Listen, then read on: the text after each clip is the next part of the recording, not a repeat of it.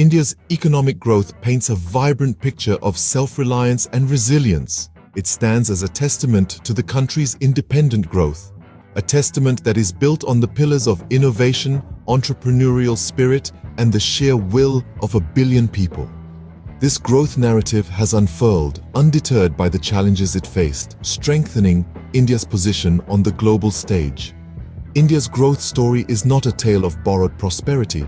It is an epic of self-made success. Its economic rise has been resilient, even in the face of strained relations. Yes, there have been hurdles, but none that could halt the nation's progress. India's growth has remained unaffected, even by tumultuous ties with neighboring countries. Its development is not a puppet to the strings of any particular nation or regional bloc. It is a saga penned by India for India. The nation's economic development has been largely self-propelled, with trade with certain nations contributing very little to its overall narrative. A prime example of this is Pakistan, which has been more of a minor character rather than a leading role in India's economic story. India's rise is not tied to any particular nation, least of all Pakistan, which has been a minor player in India's economic narrative. While India thrives, its neighbor Pakistan is caught in an economic death spiral.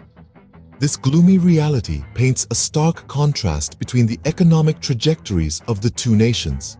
Pakistan continues to grapple with economic hardship, heavily reliant on the goodwill of friendly nations such as China, Saudi Arabia, and the United Arab Emirates. Their economy is like a ship in stormy waters, desperate for a lifeline. Unfortunately, the lifelines come with strings attached, further entangling Pakistan in a web of geopolitical tensions and economic dependencies. This reliance is not a sustainable solution for a nation seeking stability and prosperity. There's an urgent need for Pakistan to restructure its economy, to build a resilient and self-sufficient nation. It's high time for Pakistan to reconsider its hostile policies towards India and to focus on internal economic restructuring. A change in approach could open doors to new opportunities and partnerships. However, it seems that Pakistan's economic predicament is further complicated by its persistent preoccupation with India and the disputed region of Kashmir. This obsession not only strains their already precarious diplomatic relationship, but also acts as a significant roadblock to economic cooperation and growth.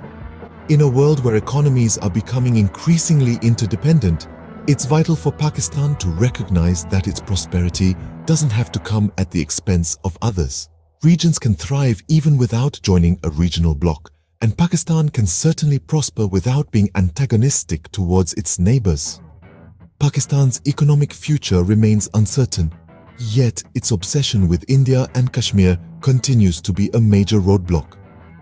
It's clear that for Pakistan to navigate its way out of this economic death spiral, it must let go of its past grievances and focus on building a prosperous future.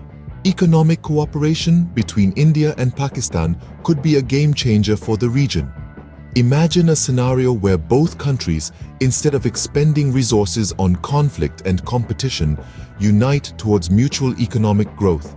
Increased trade and economic relations could open up a plethora of opportunities, from enhanced market access to job creation, and from technology transfer to cultural exchange.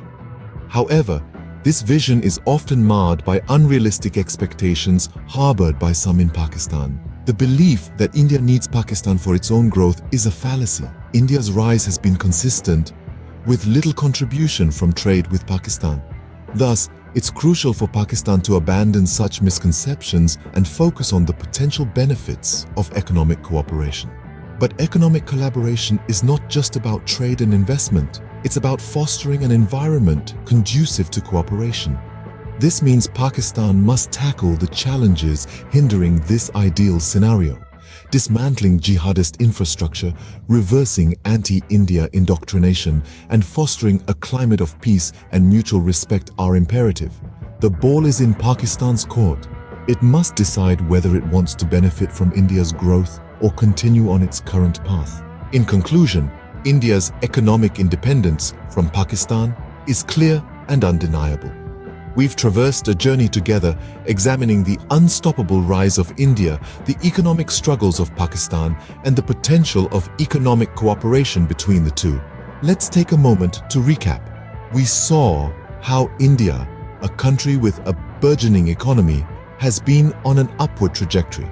The strength of its economy is not reliant on any regional bloc or neighboring nation, but rather it's driven by its own internal dynamics, resilience, and strategic alliances. This independence is a testament to India's economic prowess and vision. On the other hand, we explored Pakistan's economic challenges. The country is grappling with a multitude of issues, from restructuring its economy to finding a way out of a spiraling economic crisis. Its dependence on friendly countries like China, Saudi Arabia, and the United Arab Emirates only underscores the difference in economic strength between India and Pakistan. The potential for economic cooperation between the two was also a focal point of our discussion. Despite the strained relations and numerous challenges, the possibility of mutual economic benefits can't be overlooked. However, it's important to note that trade with Pakistan contributes minimally to India's economic development. This fact alone illustrates that India's prosperity is not tied to its relationship with Pakistan. India's growth is a story of resilience and independence. It serves as a reminder that nations can thrive on their own terms without being dependent on others.